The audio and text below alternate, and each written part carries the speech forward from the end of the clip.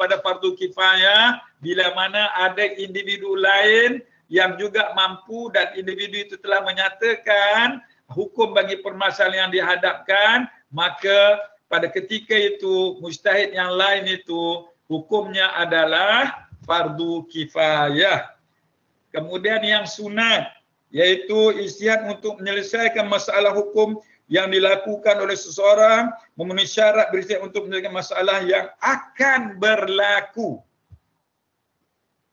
Okey, kalau yang tadi yang A dan B itu memang dah berlaku. Yang sunat ni pula dipanggil fiqhul iftirad, iaitu hukum yang dijangkakan. Maka ketika itu berijtihadnya adalah sunat sajalah, tak wajib. Kenapa tak wajib? Sebab dia belum berlaku. Okey, maka sunat untuk bagi seorang mujtahid itu untuk menyatakan hukum, dan yang keempatnya haram. Yang haram ni saya rasa semua boleh faham kan? Agak-agak yang haram apa, bila mana ijtihad itu adalah menjadi hukum haram? Nurin. Bila ijtihad itu menjadi haram? Nurin. Nurin Syarif. Oh, Nurin tak dapat ni. Ada gangguan mic. Okey, tak apa. Terima kasih Nurin. Siti Nur Aisyah. Bila ijtihad menjadi haram? Bila dia bercanggah dengan Al-Quran. Betul Siti Nur Aisyah. Pak siapa macam tak yakin je. Betul lah. Dia ijtihad itu akan menjadi haram bila mana dia bercanggah dengan Al-Quran ataupun memang dia dikeluarkan oleh seorang yang tak layak dan tidak memenuhi syarat-syaratnya lah. Betul lah Siti Aisyah. Siti Aisyah. Siti Aisyah. Betul So faham tak semua? Ada 4 hukum yang berkaitan dengan ijtihad. Satunya fardu kifayah, satunya fardu ain, keduanya fardu kifayah, yang ketiganya sunat, dan yang keempatnya haram. Okey. Boleh tak? Ada apa-apa soalan tak berkaitan hukum ijtihad ni? Ada apa Omar? Saya faham Ustaz. Faham, alhamdulillah. Anis, ada apa Anis? Ustaz, boleh tak terangkan lagi untuk yang fardu kifayah tu? Terangkan lagi maksud Anis? Macam saya tak faham tadi. Yang untuk hukum tu. Okey, Anis bertanya tadi untuk kita terangkan lagi bagaimana boleh ijtihad itu boleh terjadi fardu kifayah. Saya dah sebut tadi.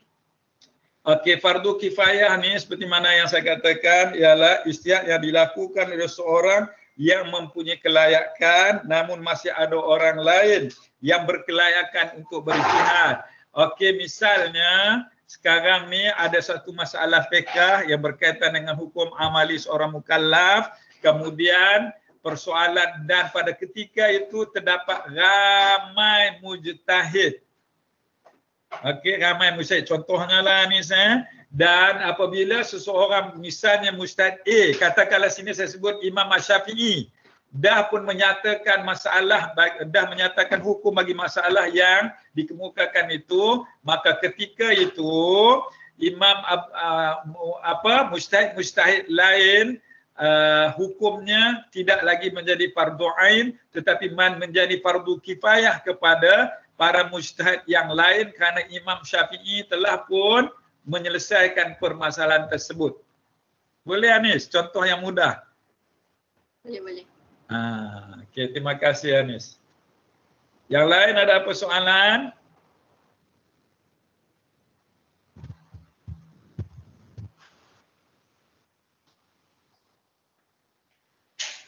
Ada Ustaz. Tak ada. Tak ada, kita pindah ke 8.5. Sila rujuk nota ringkas 8.5 kategori mujtahid. Kategori mujtahid, Siti Nurliana, cuba baca 8.5 kategori mujtahid. Kategori mujtahid yang pertama mujtahid mutlak. Yang kedua, mujtahid muntasib. Yang ketiga, mujtahid mazhab. Dan yang keempat, mujtahid al-tarjih. Okey, itu dia kategori mujtahid, iaitu mujtahid mutlak, mujtahid muntasib, mujtahid mazhab dan mujtahid tarjih. Okey, dan saya telah sebutkan kepada saudari contoh-contoh imam mujtahid yang besar itu adalah imam bagi mazhab-mazhab yang kita kenali sebagai mazhab Imam Abu Hanifah, mazhab Imam Malik, Syafi'i dan juga Hanafi. Saja saya nak share dengan saudari di antara keempat-empat imam mazhab ni mana yang paling senior? Siapa yang paling senior? Imam Abu Hanifah. Ha? Imam Abu Hanifah. Imam Abu Hanifah. Tadi siapa jawab tadi? Ifah. Ifah Fatini kata apa? Syafi'i. Yang betulnya siapa? Yang betulnya imam mana? Yang betulnya yang Ashraf jawab tu Imam Abu Hanifah. Yang nama dia sebenar siapa? Nu'man bin Sabit. Terima kasih Ashraf. Jazakumullah. Ahsanta. Nama sebenar Imam Abu Hanifah ialah Nu'man bin Sabit. Dia berpusat di mana Ashraf?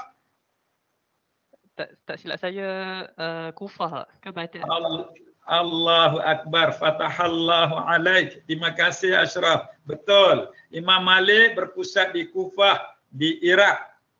Okey, yang kedua siapa? Selepas Imam Hanifah siapa? Imam Malik bin Anas. Imam Malik bin Anas berpusat di Madinah. Alhamdulillah. Ashraf kat mana sekarang ni? Pekan. Oh, di Pekan Pahang. Pekan, di bandar Pekan betul? Pinggir lah, pinggir. Ya. Dekat tak dengan rumah bekas Kadi Besar Pahang dulu tu, Datuk Abdul Muttalib? Tak kenal. Tak kenal, Ashraf tak apalah, Ashraf jenis dia, tak apa. Tu kawan saya tu, ayah dia kawan saya. Anak dia tu kawan saya. Masa dekat UM dulu. Okey, so yang ketiga siapa? Imam Syafi'i. Yang ketiga Imam Syafi'i. Siapa nama Imam Syafi'i? Syahidatul Aina. Syahidatul Aina mana? Ya Ustaz. Nama sebenar Imam Syafi'i siapa?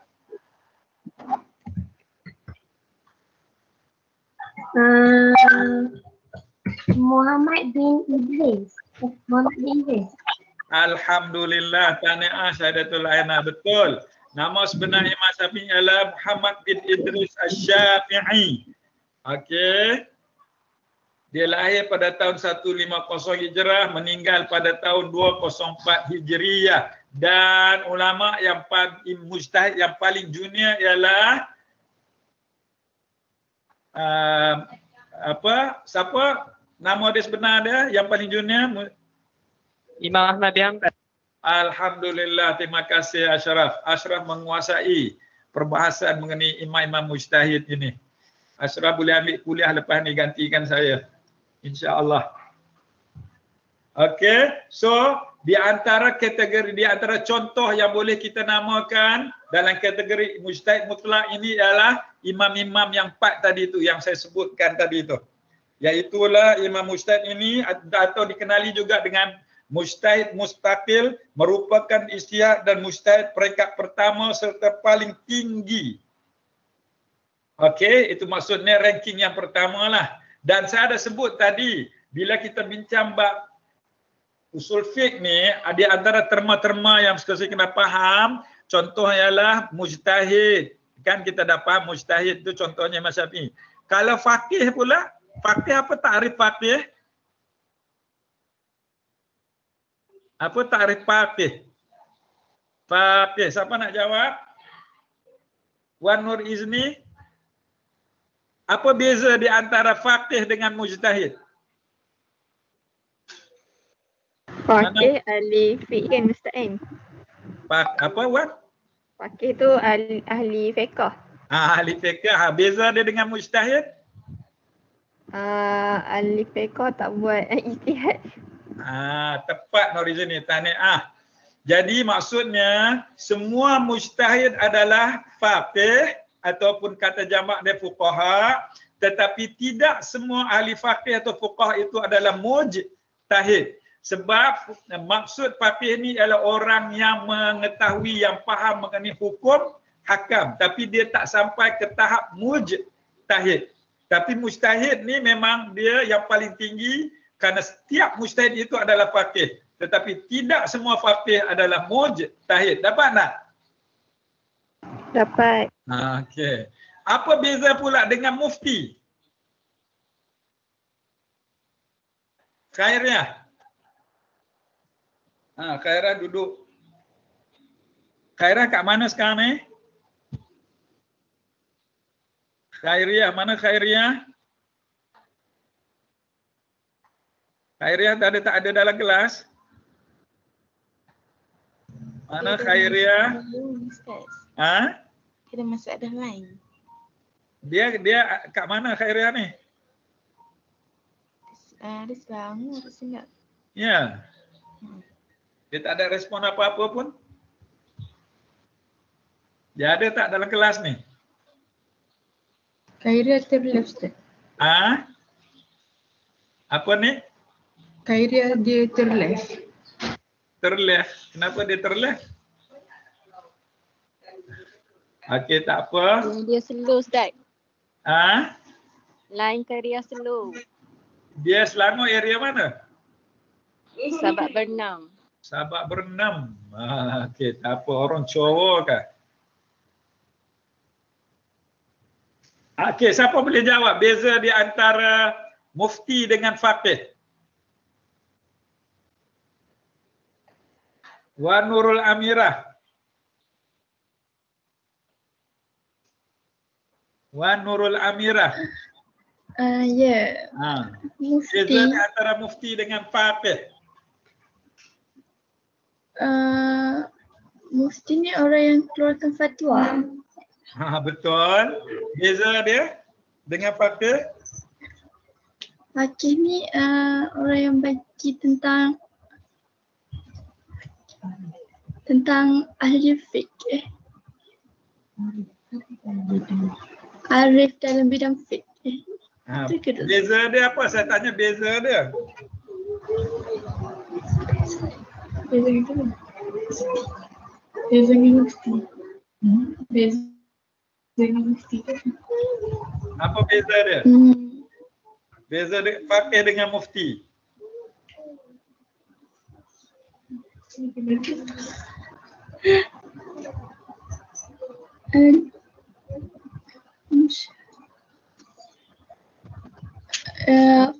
Yang mufti ni tidak terikat dengan hukum syarak. Mufti tidak terikat dengan hukum syarak. Dengan mengikut masalah.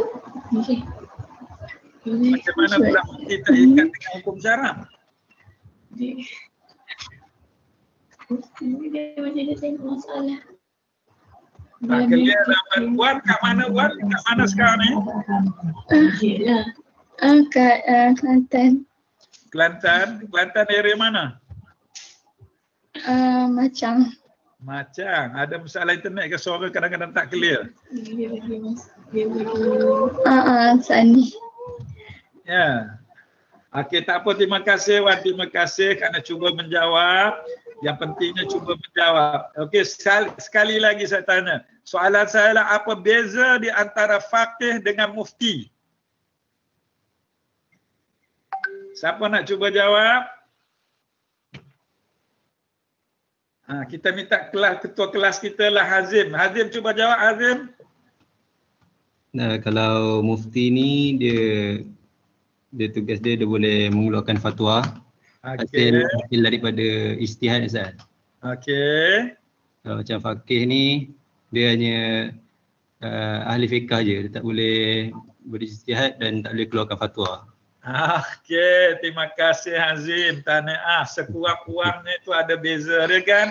Faqih ni dia memang alim dalam bab hukum fiqh. Tetapi seorang faqih ni tidak semestinya akan menjadi seorang mufti. Betul tak?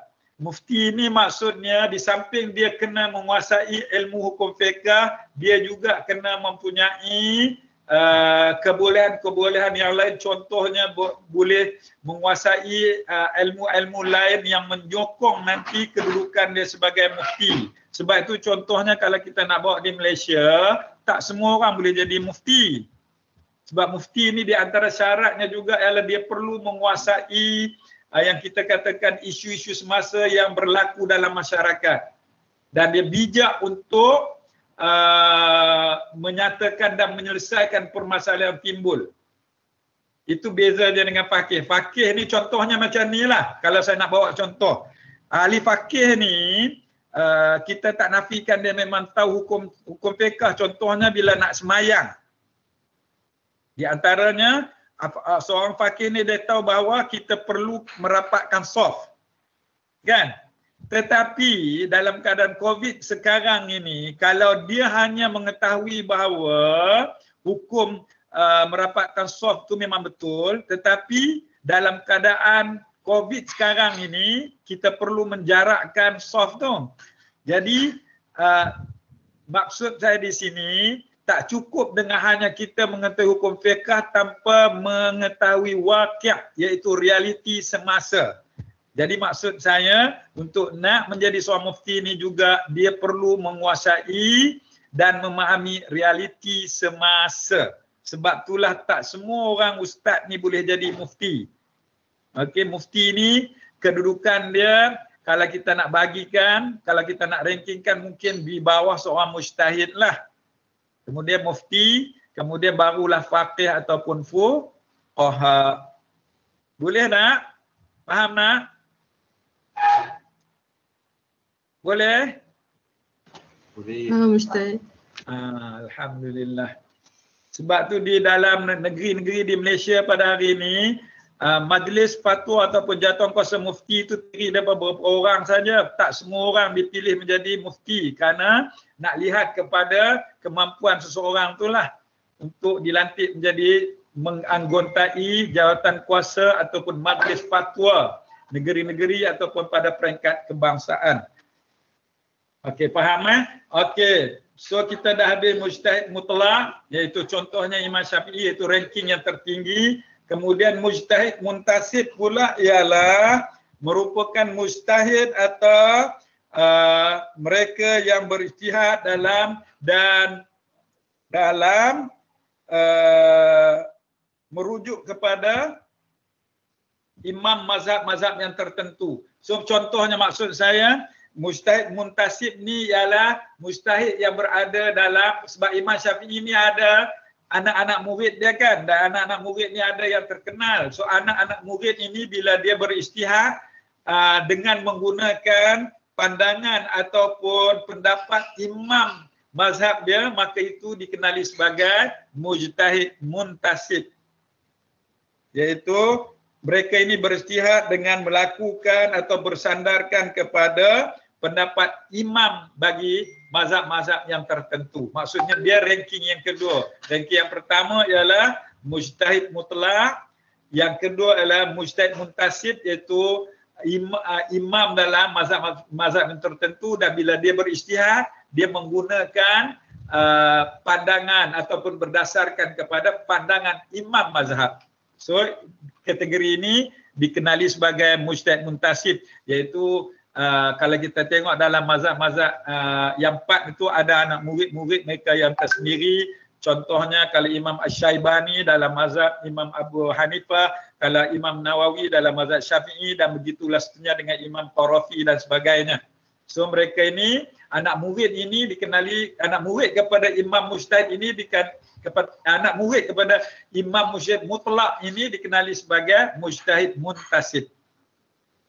Okey, seterusnya mujtahid mazhab lebih kurang juga dengan mujtahid muntasib, iaitu mereka yang masih berada dan mengeluarkan pandangan ataupun pendapat masih lagi dalam lingkungan aliran mazhab mereka yang tersendiri. Cuma kedudukan dia lebih rendah daripada mujtahid muntasib.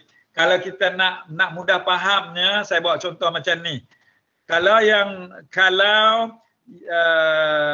yang hidup pada zaman Rasulullah, mereka dikenali sebagai apa? Sahabat. Sahabat. Selepas sahabat ialah Tabi'in.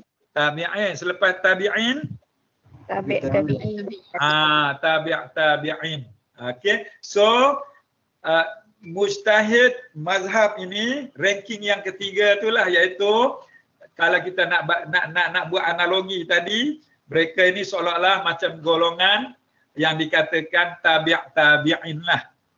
Okey. Dan kalau saya nak buat contoh lagi, kalau kita inilah nak faham mudahnya, ialah kalau untuk anugerah bagi graduan yang berjaya dalam pengajian, anugerah tertinggi ialah anugerah apa? Yang pertamanya ijazah sarjana muda.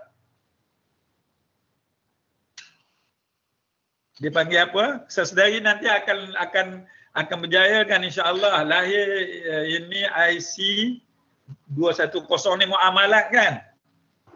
Ustaz. Okey, muamalat. So dalam anugerah ijazah sarjana muda ni, yang tertinggi apa? Yang paling tinggi?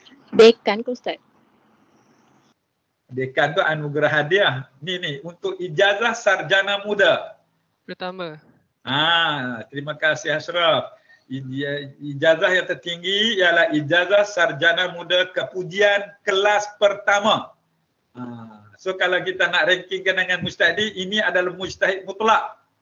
Kemudian selepas ijazah sarjana kepujian kelas pertama, dia ada yang kedua. Apa Ashraf yang kedua? Tak tahu. Naik ke selah? Apa dia Ifah? Naik apa tu? Naik kaunselor. Bukan, itu Ifah, itu anugerah. Tapi maksud saya, ini dalam ranking ijazah ni, yang rasminya ialah ijazah sarjana. Misalnya Ashraf tadi jawab, so nantinya Ashraf akan mendapat ijazah sarjana muda kepujian kelas pertama muamalat. So yang paling tinggi ialah kepujian kelas pertama. Kemudian yang keduanya bawah pada kepujian kelas pertama ialah ijazah sarjana muda dengan kepujian. Dia tak sebut kelas pertama. Dia sebut honors saja. Dan yang ketiganya ijazah sarjana muda maksudnya tak ada kepujian. Tapi dapat juga.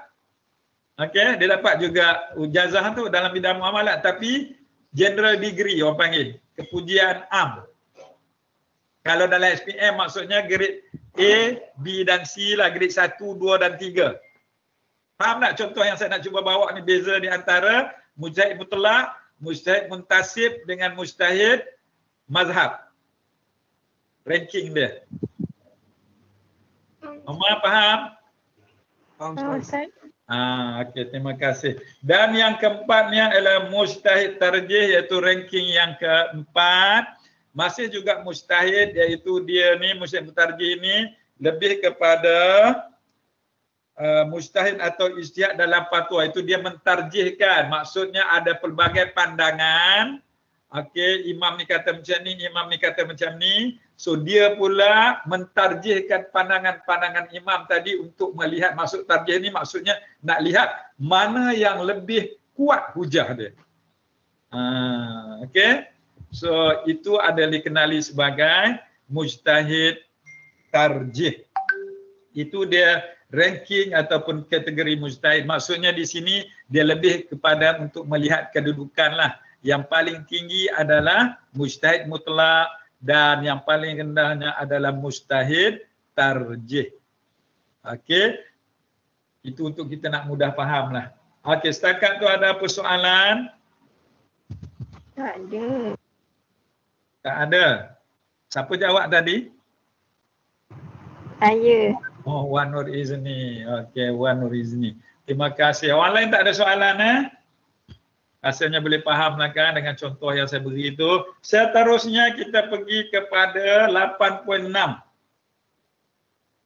kaedah dan prosedur berijtihad. So untuk berijtihad ni dia ada kaedah dia ada prosedur dia ada dia punya cara dia.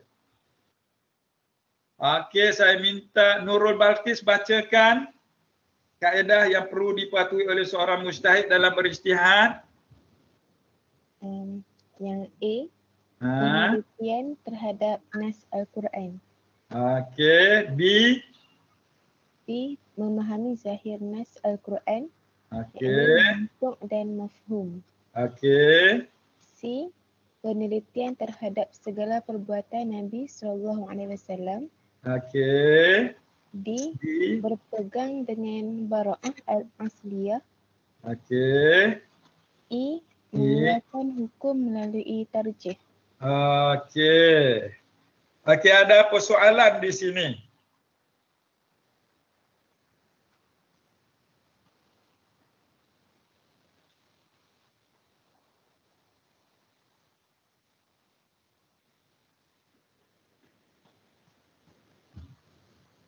Ada persoalan? Ustaz, bara'ah dengan asliyah tu apa? Nasib baik Wan Nur Izni tanya. Kalau tidak saya akan tanya balik student sebab tak ada siapa yang tanya. Nasib baik Wan Nur Izni tanya. Okey, apa maksud bara'atul asliyah? Yang Wan Nur Izni tanya tadi. Iaitu di berpegang dengan bara'ah al-asliyah.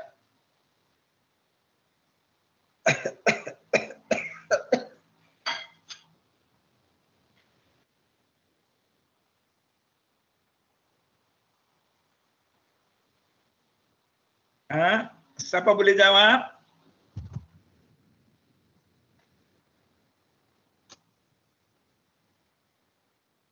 Tak ada yang boleh jawab. Okey, D-nya slide A yang pertama sekali penelitian terhadap nas Al-Quran. Saja saya nak tanya, kenapa penelitian terhadap nas Al-Quran ini diletakkan A sebagai A? Apa rasionalnya? Sebab sumber utama Al-Quran ni.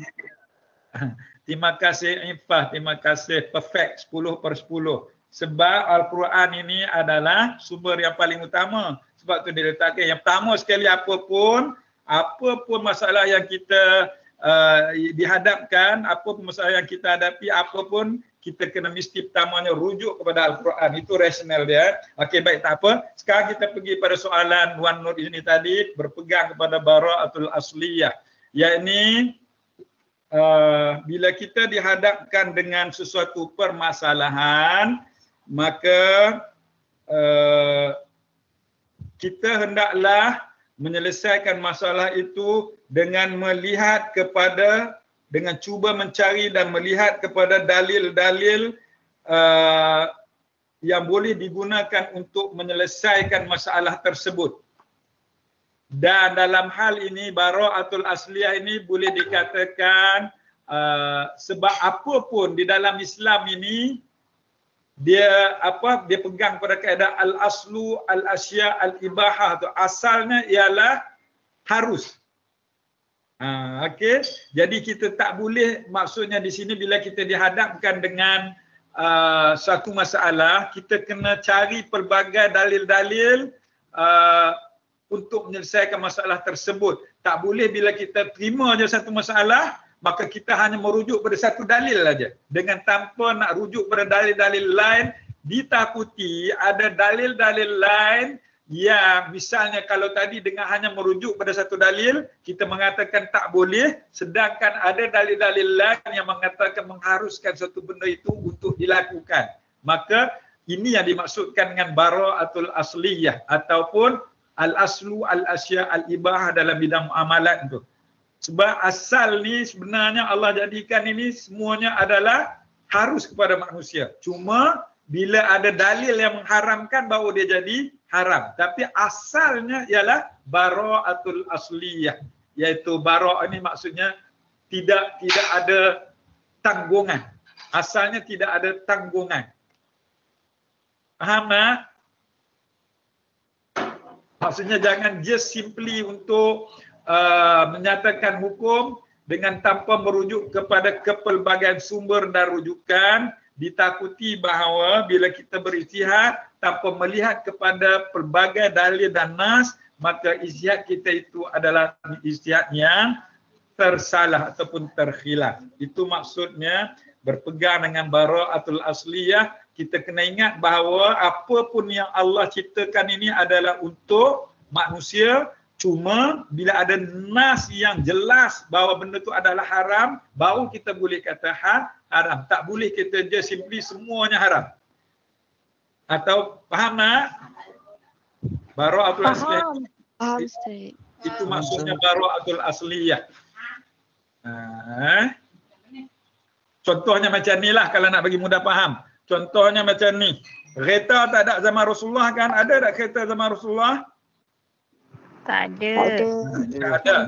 Bila tak ada kereta, bila kita hanya melihat bahawa dengan sebab kereta tak ada pada zaman Rasulullah, maka kita pun hukum haram benda tu. Sedangkan asalnya kejadian yang Allah ciptakan ini adalah untuk manfaat manusia, melainkan apabila ada dalil yang jelas mengharamkan benda tersebut. Contohnya itu maksudnya untuk nak faham bara'atul asliyah tu. Bara'ah ni maksudnya kita sunyi, kita tidak dipertanggungjawabkan. Asalnya kita tidak dipertanggungjawabkan. Itu maksud bara'atul asliyah. Boleh saya harap semua boleh faham Boleh Ustaz. Oh. Okay, alhamdulillah. Dan yang terakhirnya mengeluarkan hukum melalui tarjih. Yang kita sebut tadi mujtahid tarjih tadi, iaitu kemampuannya untuk nak mencari tarjih ni, maksudnya untuk mencari hujah yang paling kuat, yang paling sahih. Okey, sekarang kita teruskan. 12.52 dah. Tak apa, kita cuba habiskan tajuk ijtihad ini. 8.7. Terdapat dua ruang yang dibahaskan, iaitu ruang harus berijtihad, ruang yang tidak harus berijtihad. Okey, maksudnya di sini ada perkara-perkara yang boleh kita ijtihadkan dan ada perkara yang tidak boleh kita ijtihadkan. Secara umumnya perkara yang boleh kita ijtihad ini ialah bila mana ia melibatkan perkara-perkara yang tidak jelas, yang perkara-perkara yang misalnya tidak ada dalil yang jelas yang menyatakan dalam permasalahan tersebut, maka kita diharuskan berijtihad. Nah, kan contohnya kalau kita nak berijtihad dalam perkara misalnya hukum arak, memang tak perlulah nak ijtihad apa lagi. Memang arak tu memang dah jelas nyata dia di dalam Al-Quran mengenai hukum haramnya. Jadi tak payahlah, okey, kita akan panggil majlis fatwa untuk membincangkan hukum minum arak. Ini memang buang masa lah. Okey, sebab ulama tidak pernah pun berijtihad mengenai hukum yang telah jelas di dalam Al-Quran. Jadi di sini tak perlu berijtihad. Dan yang harus berijtihad ialah bila mana tidak ada dalil Al-Quran ataupun hadis yang jelas mengenai hukum tersebut. Misalnya yang kalau kita nak kaitkan dengan peristiwa Rasulullah hantar Muaz bin Jabal tu. Sebab Rasulullah tanya kepada Muaz, "Ya Muaz, kaifa taqdi in arata laka qada'un?" Wahai Muaz, bagaimana kamu nak menyelesaikan masalah? Maka Muaz akan jawab, "Aqdi bi ra'yi." Minta maaf. "Aqdi bima fi kitabillah." Aku akan menyelesaikan masalah itu dengan merujuk pada kitab Allah. Fa illam tajid, kalau kamu tak jumpa, aqdi bima fi sunnati Rasulillah. Aku akan berasaskan sunnah Rasulullah. Fa illam tajid, kalau tak ada juga, ajtahidu bi ra'yi. Aku akan berijtihad. Artinya ijtihad ini hanya boleh harus dilakukan bila tidak ada nas secara jelas yang dinyatakan di dalam Al-Quran ataupun As-Sunnah. Maka pada ketika itu bolehlah seseorang itu, mujtahid itu untuk berijtihad. Itu mafhum dia. Dapat nak? Semua 8.7? Dapat Ustaz. Dapat Ustaz. Okey, yang terakhirnya 8.8, kesan berijtihad. Kesan ada dua, iaitu kesan positif berijtihad. Yang keduanya kesan negatif tidak berijtihad. So ada dua, iaitu kesan positif bila berijtihad, kesan negatif jika tidak berijtihad. Okey, saya nak minta volunteer. Siapa boleh bagi 1 poin untuk kesan positif berijtihad? Apa kesan positif dia? Apa kesan baik dia bila ijtihad dilakukan? Mama Ajwad? Mama Ajwad mana? Mana? Apa kesan positif dia, Ajwad?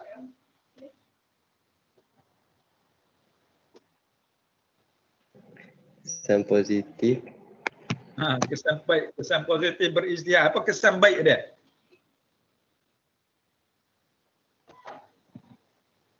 Dapat memudahkan isu-isu tentang isu semasa. Memudahkan isu semasa. Apa maksud ya, Juan? Maksud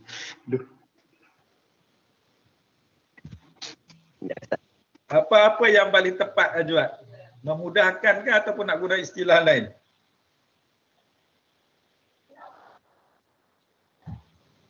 Memudahkan kot. Memudahkan tu apa tepat istilah tu? Ajwad nak ganti dengan istilah apa? Memudahkan isu semasa ke ataupun nak guna istilah lain? Memudahkan tak apa tepat, Ustaz. Terima kasih Said Umar tu tulis menyelesaikan. Ajwad, menyelesaikan isu-isu semasa. Terima kasih Said Umar atas respon. Ajwad, di antara kesan positifnya ialah dapat menyelesaikan isu-isu semasa yang timbul lah. Contohnya hari ini kan tengok kerajaan menghadapi masalah. Itu ada di kalangan kita orang Islam ni yang tak nak ambil vaksin. Betul tak? Betul. Masa kemudian kita kena beristihad lah, maksudnya di sini kena melihat kepada realiti dan juga dengan bersandar pada hukum, maka kita perlu buatkan satu keputusan, iaitu mengambil vaksin pada ketika ini adalah satu keperluan yang tidak dapat tidak bagi menghalang penyebaran wabak COVID-19. Ajwad, So saya cadangkan bukan memudahkan, maksud menyelesaikan permasalahan isu semasa. Terima kasih Ajwad dan terima kasih Said Umar. Okey, faham kan? Dan begitulah seterusnya. Okey, kena lihat apa ada kesan positif dia. Okey, kalau kesan negatif pula, cuba bagi satu. Siapa nak volunteer? Belum kita tamatkan kuliah, dah 12.58 dah. Yang terakhir, kesan negatif. Contoh, poin untuk kesan negatif. Siapa nak cuba?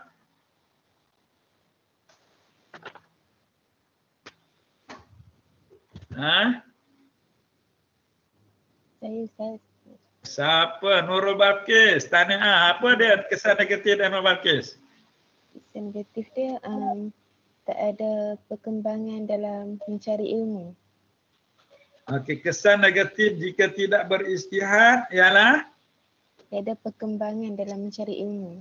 Alhamdulillah, tahniah Nurul Balqis, syabas. So, jika kita tidak beristihad, maka akan timbul kesan negatif dia seperti mana yang Nurul Balqis sebut, tidak akan berlaku perkembangan dalam ilmu Islam ni. Maksudnya kita akan statik. Kenapa? Semuanya malah berfikir. Kan? Jadi tidak ada perkembangan dalam kemajuan ilmu pengetahuan dan khususnya dalam bidang fiqh sendirilah. Sekarang ni dalam bidang muamalat pelbagai produk baru timbul, pelbagai masalah baru timbul. Jadi kalau kita malas untuk berfikir, malas untuk berjihad, maka apa akan jadi kepada sistem kewangan dan perbankan kita? Betul tak contohnya? Kan? Boleh terima tak? Boleh, Ustaz. Boleh. Itulah sebenarnya yang sesuai boleh fikir berkaitan dengan kesan positif berijtihad dan kesan negatif jika tidak berijtihad. Okey, yang terakhir, ada apa-apa soalan sebelum kita tangguhkan kuliah? Jam dah menunjukkan pukul 1 tengah hari. Ada apa soalan?